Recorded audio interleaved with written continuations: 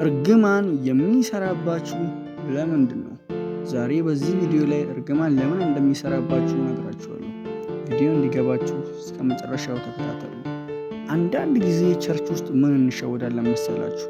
አንዳንድ ነገሮችን የሉም ብለን እናወራለን፣ ነገር ግን ውጤታቸውን ደግሞ እናያለን። ለምሳሌ እርግማን የለም እንባልና ክርስቲያን ሆኖ ሰው ጌታን ተቀብሎ በሆነ እርግማን ሲኖር ደግሞ እናየዋለን። መጽሐፍ ቅዱስ ክርስቶስ ከሕግ እርግማን እንደሚዋጀን ይናገራል። እያንዳንዱ ትምህርት የሕይወታችሁ ነጸብራቅ ነው። ለዚያም ነው ጳውሎስ ለጢሞቴዎስ ሲነግረው እንደዚህ አለ፣ ይህ እምነት አያት ጋር ነበር አለ፣ ወደ እናት ወደ አባት አለፈ፣ ከዚያ አንተ ጋር መጣ አለው። ያ ማለት አሁን ያለው ፌዝ እሱ ጋር አይደለም የነበረው፣ መጀመሪያ የነበረው አያቱ ጋር ነው። ያ ፌዝ አሁን ወደ ልጅ የመጣው ሰውየው የዚህኛው ብለድ ግሩፕ ስለሆነ ነው። አንዳንድ ነገሮችን መካድ አንችልም። አብርሃም አባታችን ነው ብለን ስናወራ አብርሃም በተስፋ አባታችን ነው አይደለም። የአብርሃም በረከት በሙሉ ወራሽ ነው ብዬ ስናገር አብርሃም በተስፋ የኔ አባት ስለሆነ ነው ወራሽ የሆንኩት እያልኩ ነው። እና መጽሐፍ ቅዱስ ሲናገር ያዕቆብ ቤቴል መጣ ይላል። ወደ ቤቴል ሲመጣ ሁለት ሰዎችን አጣ። የመጀመሪያው የሚስቱን ነርስ አጣት፣ ሁለተኛ ደግሞ ሚስቱን አጣ። ሚስቱን ሲያጣ ሰውየው ምን እየተከናወነ እንደሆነ አልገባውም ነበር። ለምን እንዳልገባው ልንገራችሁ። አንድ ጊዜ እዚሁ ቤቴል ጋር መጥቶ እግዚአብሔር ተገለጠለት። እዚሁ ቤቴል ላይ መልአክ ሲወጡና ሲወርዱ አይቶ ከቤቴል ትንሽ እንደራቀ ለካ እዚህ አገር መልአክ ተገልጦልኛል፣ እኔ ያላወቅኩም እንጂ የእግዚአብሔር ቤት ነው አለ። መልአኩ ተገልጦለት እንኳን ያዕቆብ የእግዚአብሔር ቤት እንደሆነ አልገባውም ነበር።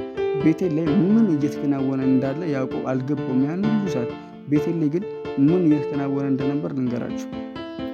ወደ ኋላ የእናንተን ዘር ስታዩት አባት አያቶቻችሁ በሙሉ ቢያንስ 99% የሚሆኑት ጣዖት አምላኪዎች ነበሩ።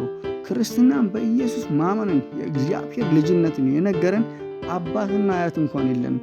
የሆኑ በዓላቶችን እየጠበቁ የሚሰዉ አባትና እናቶች ያሉ እና በማወቅ ይሁን ባለማወቅ አባቶቻችን የሆኑ ነገር ይረዳሉ ተብሎ ለሚታሰቡ ጣዖቶችና የሆኑ አምልኮች ተላልፈው የተሰጡ ነበሩ። ደማችንን ወደ ኋላ ስታዩት ኢየሱስ ላይ አይደለም የምታገኙት። ደማችንን ወደ ኋላ ስታዩት ጣዖትና የጣዖት አምልኮ ላይ ነው የምታገኙት። እነዚህ የጣዖት አምልኮ በሙሉ ግን ሕይወታችሁ ላይ ተጽዕኖ እንደሚያደርጉ አታውቁም። እና መጽሐፍ ራሄል ሞተች ይላል። ራሄል ቀኗ ደርሶ መሞት ስላለባት አይደለም የሞተችው። ሳምቲንግ እዚህ ስፍራ ላይ የተፈጸመ አንድ ስህተት አለ። በዛ ስህተት ሞተች። ሁል ጊዜ አንድ ነገር ልንገራችሁ፣ ይህንን ስናገር ግን ቅር እንዳይላችሁ። መንፈስ የጨለማው የሚሆን የብርሃን ይቅርታ የሚባል ነገር አያውቁም። ይቅር የሚሉ ደም ሲያዩ ብቻ ነው። እናም ይቅር ለማለት የሆነ ሰው መሞት አለበት። ከዚያ በኋላ ነው ይቅር የምትባለው። እግዚአብሔር ይቅር ብሏል ስትባል እንዲሁ አይደለም፣ ኢየሱስ ሞቶልን ነው። እና ሁል ጊዜ መንፈስ በተቆጣ ቁጥር የሆነ ሰው መሞት አለበት። ጨለማው ይሁን ብርሃን መንፈስ በተቆጣ ቁጥር ሰው መሞት አለበት ማለት ነው። መጽሐፍ ሲናገር እግዚአብሔር በዳዊት ተቆጣ ይላል። እንዴት የአሮንን ሚስት ትወስዳለህ ካለው በኋላ ልጅን ልውሰድ፣ ሚስትን ማንን ልውሰድ አለው።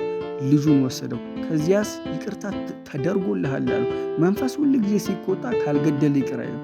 እኛ እንዲሁ አይደለም ይቅር የተባለው፣ ራይስ ሞቶልን።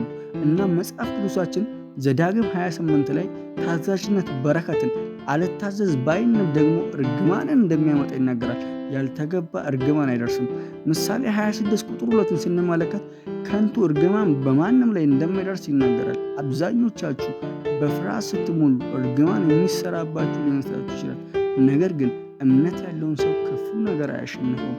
እርግማን የሚሰራባችሁ ከእግዚአብሔር ጋር ርቀት ካለ፣ በኃጢአት የምትመላለሱ ከሆነ እና ፍርሃት ካለ ነው። ነገር ግን በክርስቶስ ውስጥ ያለ ሰው በበረከት ስር ነው እንጂ በእርግማን ስር አይደለም። እናም ወዳጆች እንዲህ ብላችሁ ጸልዩ። ጌታ ሆይ አንተ የኔ አባት፣ አንተ በኔ ነገር ላይ ጣልቃ ምትገባ፣ አንተ የኔ ነፍሴ አዳኝ፣ እወድሃለሁ። ተስፋ ያልነበረውን ሕይወቴን ተስፋ ሰጥተኸኝ አንተ ከእኔ ጋር ሆነ የማይታለፍ የሚመስሉ ብዙ ጨለማዎችን አሳልፈኸኛል። መንፈስ ቅዱስ ሆይ አንተ ከእኔ ጋር ስላለ አመሰግንሃለሁ። ሰላሜን እሰጣችኋለሁ።